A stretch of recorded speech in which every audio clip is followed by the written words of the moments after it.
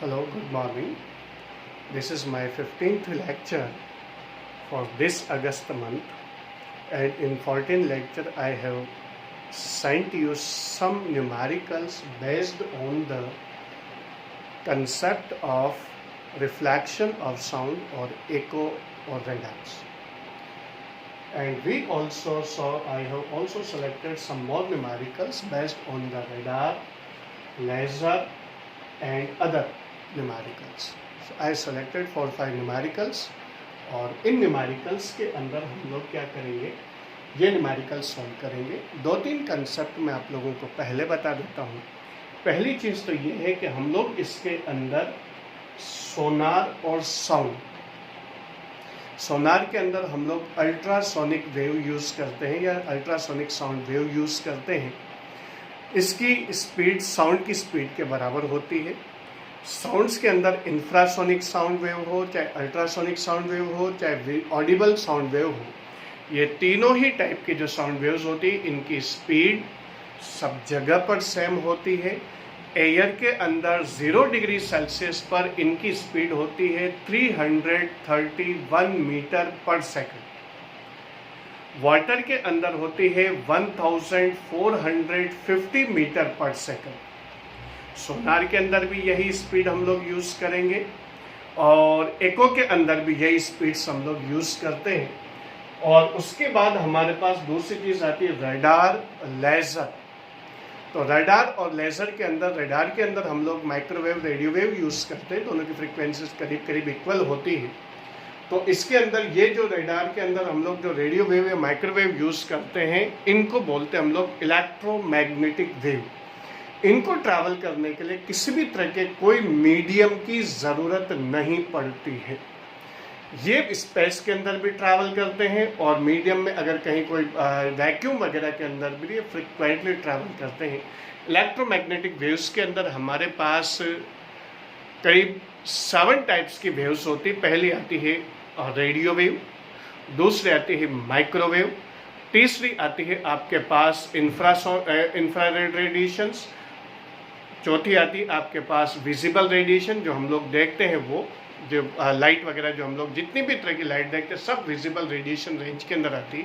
चाहे वो red colour हो, ग्रीन कलर हो, वाइट कलर हो, कोई से भी कलर की लाइट हो, सनलाइट हो, मून लाइट हो, सारी की सारी जो लाइट्स होती है वो विजिबल रेडिएशन रेंज के अंदर आती है जो हमें दिखाई देती है। चाहे कोई से भी कलर हो, चाहे सन के हो, चाहे मून के हो, चाहे इसके बल्ब की हो, चाहे ट्यूबलाइट की हो, चाहे कैंडल की हो, सारी की सारी लाइट इसी के अंदर विजिबल रेडिएशंस रेंज के अंदर आती है। फिर उसके बाद आती है ultraviolet rays, X rays और गामा रेज। ये सारी की सारी इलेक्ट्रोमैग्नेटिक वेव्स होती है। तो चाहे रेडार हो और लेज़र भी एक तरह की विजिबल रेडिएशन लाइट के अंदर ही आती है। तो ये सारी की सारी चीज़ें आपके पास लेज़र के अंदर हो या सारी की सारी चीज़ें आपके पास फिल्स के अंदर आती है। ये सब आपके पास विजिबल रेडिएशन रेंज के अंदर आती है। और इलेक्ट्रोमैग्नेटिक वेव्स इनको ट्रैवल करने के लिए किसी भी मीडियम की ज़रूरत नहीं पड़ती है। तो एको के अंदर और सोनार के अंदर इन दो चीज़ों को तो हम लोग क्या करेंगे, इसके अंदर तो साउंड की वेव यूज़ की जाती है। और इसके अलावा आपके पास रेडार हुआ, लेज़र हुआ या आपके पास विजिबल लाइट वगैरह की जो रिफ्लेक्शंस होती हैं उन रिफ्लेक्शंस के अंदर हम लोग इसको यूज़ करते हैं, लाइट वगैरह को यूज़ करते हैं। या आपके पास जो रेडियो वेव या माइक्रोवेव्स होती है सबकी स्पीड वैक्यूम के अंदर 3 × 10⁸ मीटर पर सेकेंड, एयर के अंदर भी लगभग इतनी ही होती है। समझ में आ गया? तो वैक्यूम हो चाहे एयर हो, हम लोग स्पीड लेते हैं इसकी 3 × 10⁸ मीटर पर सेकेंड या 3 लाख किलोमीटर पर सेकेंड। तो इसी पर बेस्ड हमारा जो न्यूमेरिकल है वो न्यूमेरिकल, इसके अंदर मैंने फॉर्मूला आप लोगों को बताया था, डिस्टेंस इज इक्वल टू होता है v × t/। अगर आपके पास v स्पीड ऑफ साउंड है तो स्पीड ऑफ साउंड लेंगे। अगर वाटर के अंदर है तो 1450 मीटर पर सेकंड वाटर के अंदर इसकी स्पीड होती है। और अगर हम लोग एयर के अंदर लेंगे तो एयर के अंदर ये टेम्परेचर डिपेंडेंट होती है। 0 डिग्री सेल्सियस पर 331 और जैसे जैसे टेम्परेचर बढ़ता जाता है स्पीड ऑफ साउंड भी बढ़ती जाती है। अगर स्पीड ऑफ साउंड हम लोगों को दिया हुआ नहीं है, नॉर्मली इस तरह से बोल दिया कि भाई जैसे मान लो एको प्रोड्यूस किया जाता है, उसके रिसेप्शन इतने सेकंड के बाद आप लोगों को हो जाती है, तो इस पूरे इसके अंदर हमारे पास क्या होता है कि हम लोग 25 डिग्री सेल्सियस पर लेते हैं टेम्परेचर, जो नॉर्मल रूम टेम्परेचर कंसिडर किया जाता है, और उस पर हमारे पास स्पीड ऑफ साउंड आती है 346 मीटर पर सेकंड। तो नॉर्मली अगर हमारे पास जितने भी एको वगैरह के जो क्वेश्चन है कि भाई एक एको साउंड प्रोड्यूस किया, फिर उसके इको साउंड रिसीव किया, एक साउंड सिग्नल भेजा गया, तो वहाँ पर नॉर्मली हम लोग 25 डिग्री सेल्सियस वाला ही स्पीड ऑफ साउंड लेते हैं, जिसकी वैल्यू होती है 346 मीटर पर सेकंड। तो इस चीज़ में आप लोग कंफ्यूज मत होना। और रेडार से हम लोग रेडियो वेव भेज सकते हैं, वो आप लोग प्लेन की तरफ भी भेज सकते हैं, प्लेनेट की तरफ भेज सकते हैं, सब वैक्यूम के अंदर भी ट्रैवल करती है और एयर के अंदर भी ट्रैवल करती है, दोनों की स्पीड करीब करीब हम लोग सेम लेंगे। तो ये बेसिक चीज़ आप लोगों को ध्यान रखनी है। D = V × T/2 फॉर्मूला होता है। स्पीड ऑफ लाइट में स्पीड ऑफ लाइट आ जाएगी, ध्यान रखना। लेजर इसके अंदर स्पीड ऑफ लाइट आएगी, और रेडार इसके अंदर स्पीड ऑफ लाइट आएगी। और इसके अंदर अगर कोई विजिबल, अगर मान लो कोई भी लाइट हमें स्टार या सन से या मून से अगर हमें रिसीव होती है, या हम लोग अर्थ से भेजते हैं, फिर उसके बाद टकरा करके रिफ्लेक्ट होकर के वापस आती है, तब हम लोग speed of light he use करेंगे, चाहे वो रेडियो वेव हो, चाहे माइक्रोवेव हो, चाहे विजिबल हो, चाहे एक्स रेज हो, चाहे गामा रेज हो, चाहे इंफ्रारेड रेडिएशन हो, चाहे अल्ट्रावायलेट रेडिएशन, सारी की सारी की स्पीड क्या होती है, सेम होती है। अब हम लोग एक एक न्यूमेरिकल्स इसके अंदर कंसीडर करते हैं। फर्स्ट न्यूमेरिकल आपके पास इसके अंदर आता है, a laser light is beamed at a heavenly object takes 1.72 second. तो इसके अंदर T = आ गया 1.72 सेकंड। हेवनली ऑब्जेक्ट की तरफ इसे हमने बीम कर दिया, इसे भेज दिया लेजर लाइट को। लेजर लाइट क्या होती है, बहुत ज़्यादा डिस्टेंस स्ट्रेट लाइन के अंदर ट्रैवल करते हैं। हम लोग पहले जब थ्योरी क्लास ले रहे थे तब भी हम लोगों ने इस पर डिस्कस कर लिया था। ये कहलाती है light amplification stimulated emission of radiation. और लेजर लाइट हमारे लिए कोई नई चीज़ नहीं, हम लोग इससे पहले जो इसके अंदर जैसे मेलों के अंदर भी मिलती है, छोटी छोटी टॉर्चेस मिलते हैं लेजर लाइट के नाम से, उससे हम लोग क्या करते हैं, बीम कर सकते हैं लॉन्ग डिस्टेंसेस पर जाकर के, वो बीम होती है। तो हमारे पास वो चीज़ है। स्पीड ऑफ लाइट इसके अंदर ही हम लोग लेंगे, और V = C, speed of light को हम लोग C से भी डिनोट करते हैं, V से भी डिनोट करेंगे, और इसकी वैल्यू होती है 3 × 10⁸ मीटर पर सेकंड। डिस्टेंस की वैल्यू कैलकुलेट करनी, तो D = हमारे पास आ जाएगा, और V × T/2 फॉर्मूला हम लोग इसके अंदर यूज करेंगे, और V की वैल्यू हमारे पास कितनी आ जाएगी, क्योंकि इसके अंदर जाएगी वापस आएगी, तो टोटल डिस्टेंस कितनी हो जाती है, इसके अंदर डबल हो जाती है। तो हमारे पास V × T/2, V की वैल्यू हमारे पास है 3 × 10⁸ इंटू T की वैल्यू आ जाएगी 1.72 अपॉन 2। 2 से इसको हम लोग कैंसिल कर देंगे, हमारे पास आ जाएगा 0.81, और इस तरह से हमारे पास इसके अंदर वैल्यू आ जाएगी 2.43 × 10⁸ मीटर, या 2.43 × 10⁵ किलोमीटर। ये आपके पास एक हेवनली ऑब्जेक्ट जिसकी तरफ ये बीम किया गया है, उसकी डिस्टेंस हमारे पास इससे कैलकुलेट हो जाती है। लेजर लाइट वैक्यूम के अंदर, एयर के अंदर, सभी मीडियम्स के अंदर जैसे विजिबल लाइट जाती है, वैसे जैसे हमारे पास सन से सनलाइट रिसीव होती है, या स्टार से हमें उनकी लाइट हम लोग उसको देख पाते हैं, उसी तरह से लेजर लाइट भी क्या होती है, वैक्यूम वगैरह के अंदर ट्रैवल करती है। लेजर लाइट भी हो गई, विजिबल भी हो गई, या कोई भी इलेक्ट्रोमैग्नेटिक वेव जिनका नाम लिया है, सब के लिए हमारे पास ये है। फ्यू सेकंड्स में आप लोगों को इस क्वेश्चन को, ये क्वेश्चन सॉल्व हो गया, फ्यू सेकंड्स नोट करने के लिए दूंगा, then after we shall continue the next question.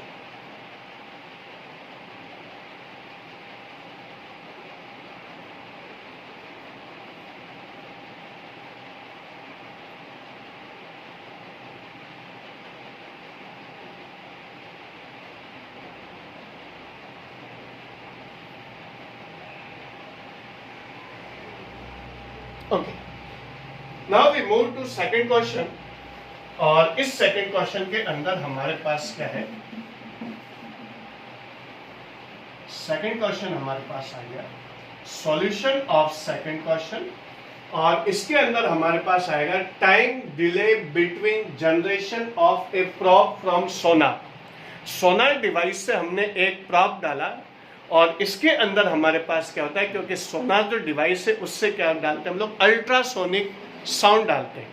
तो अल्ट्रासोनिक डालें, चाहे ऑडिबल साउंड डालें, चाहे इंफ्रासोनिक साउंड डालें, सबकी स्पीड क्या होती है, सेम होती है। तो यहां पर हमारे पास time delay between generation of a prop from sonar and reception of its echo after reflection from an enemy submarine is found to be 77 seconds. Time हम लोगों को कितना दे दिया, 77 सेकंड्स दे दिया। Speed of sound in water होता है 1450 metre पर second. Speed of sound air के अंदर 331 मीटर पर सेकंड 0 डिग्री सेल्सियस पर, और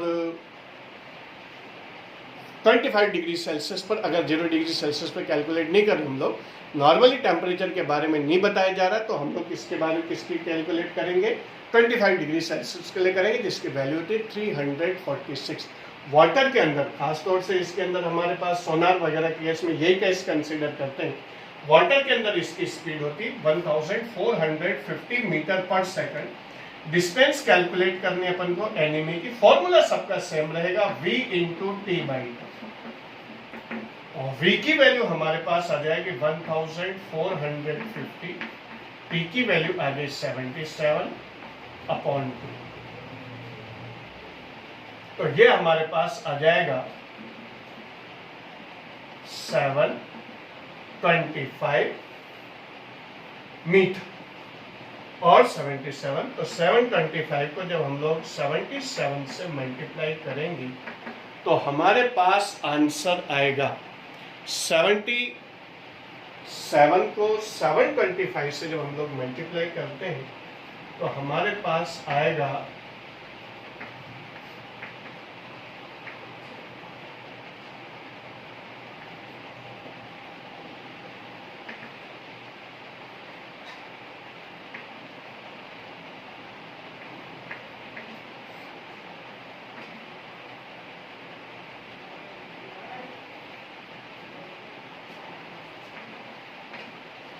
5 आ जाएगा आपके पास 55825 मीटर या 55.8 किलोमीटर की डिस्टेंस हमारे पास इसके अंदर आ जाती है। इस तरह से हमारे पास इसकी वैल्यू हमारे पास कैलकुलेट होगी 55.8 किलोमीटर, और ये डिस्टेंस आप लोग इसके अंदर कैलकुलेट करेंगे। फ्यू सेकंड्स है आपके पास इसे नोट करने के लिए।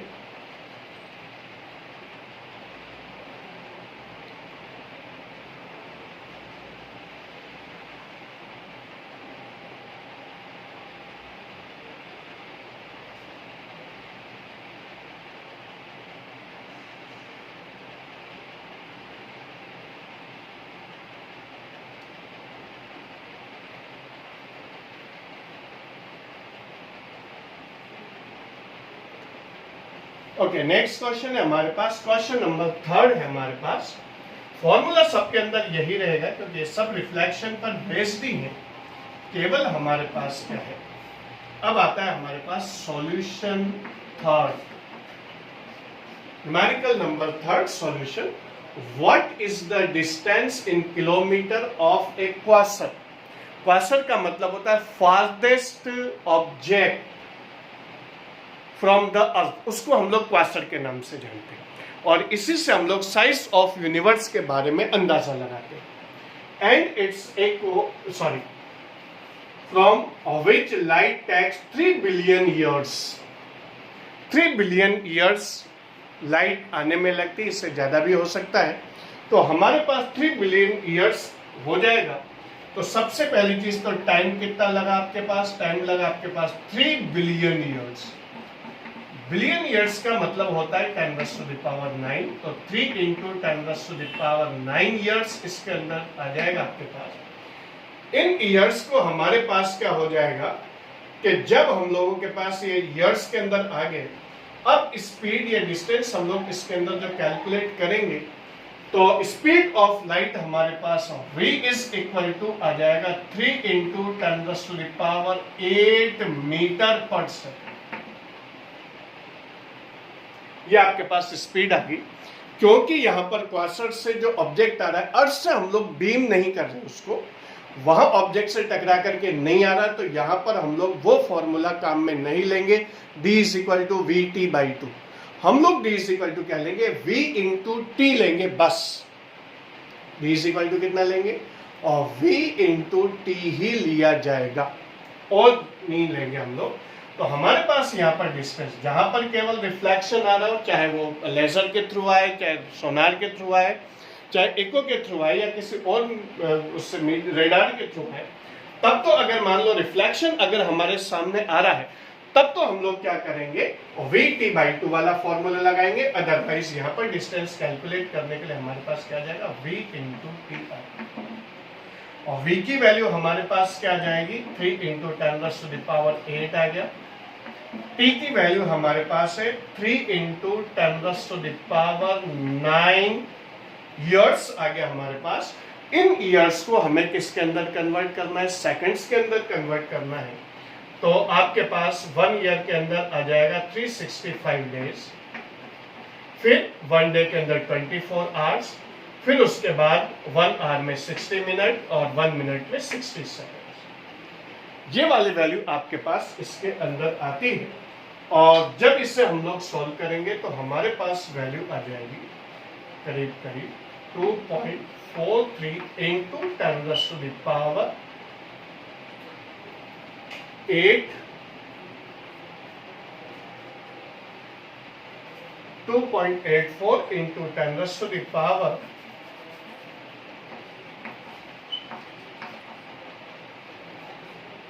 22 kilometre. 2.84 into 10⁻25 metre.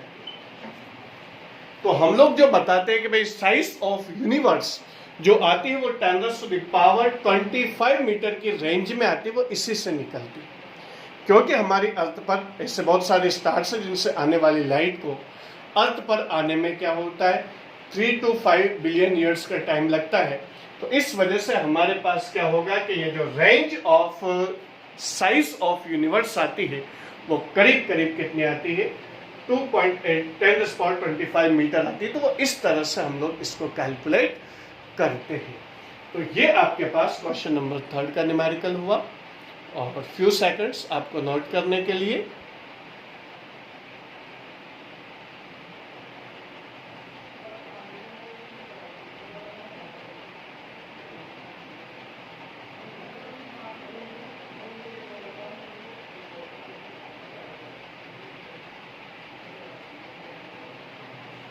Okay, next question है question number 4।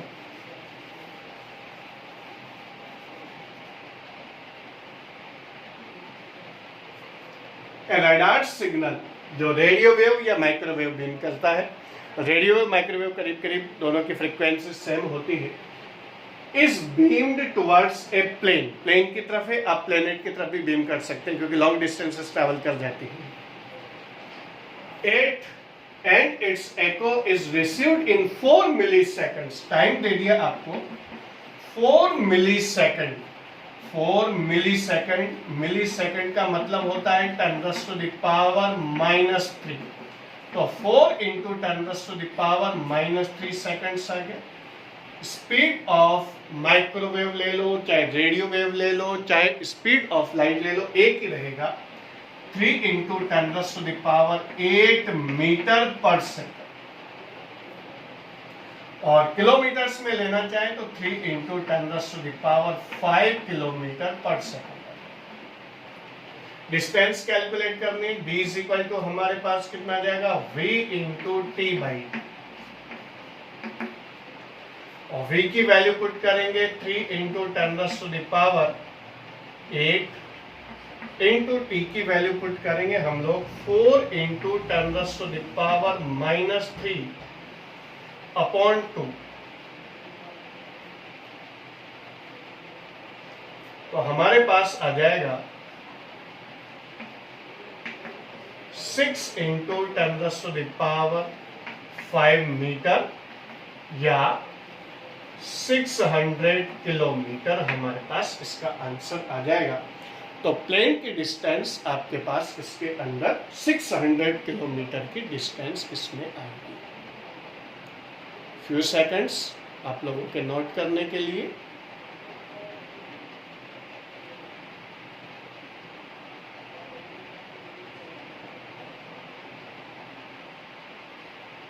Okay, last question.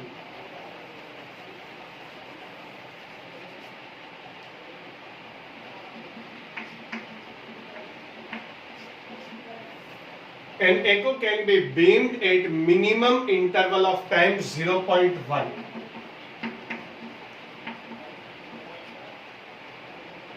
An echo can be heard at minimum interval of time 0.1 second after the production of sound. Sound को produce करने के बाद एको जो हमें सुनाई देती है वो 0.1 सेकंड के अंदर अंदर सुनाई दे जाती है। और क्योंकि इसके अंदर हमें टेम्परेचर नहीं दे रखा तो स्पीड ऑफ साउंड हम लोग रूम टेम्परेचर पर लेंगे and that will be 346 metre पर सेकंड। वही d is equal to VT/2 का फॉर्मूला हमारे पास इसके अंदर आएगा और d इज इक्वल टू हमारे पास आ जाएगा V इंटू T/2। 0.1 सेकंड में हम लोग साउंड को सुनते हैं। अगर उससे कम सेकंड के अंदर अगर साउंड रिफ्लेक्ट होकर के आती है तो फिर हम उसे सेपरेटली नहीं सुन सकते, यानी इको सुनाई नहीं देगा। तो मिनिमम डिस्टेंस हम लोगों को कैलकुलेट करनी है। तो v की वैल्यू हमारे पास आ जाएगी 346 इंटू 0.1/2, इससे कैंसिल हो गया ये 173 और 173 इंटू 0.1 तो हमारे पास आ जाएगा 17.3 मीटर की वो डिस्टेंस होगी। यानी अगर हमें एको के थ्रू कोई भी ऑब्जेक्ट की डिस्टेंस कैलकुलेट करनी है तो मिनिमम हमें 17.3 सेकंड की डिस्टेंस कैलकुलेट 17.3 डिस्टेंस पर अगर ऑब्जेक्ट होगा, इससे ज़्यादा ऑब्जेक्ट डिस्टेंस पर होगा तभी हम लोग उसकी वैल्यू को कैलकुलेट कर सकते हैं, अदरवाइज हम लोग उसे कैलकुलेट नहीं कर सकते। Few seconds.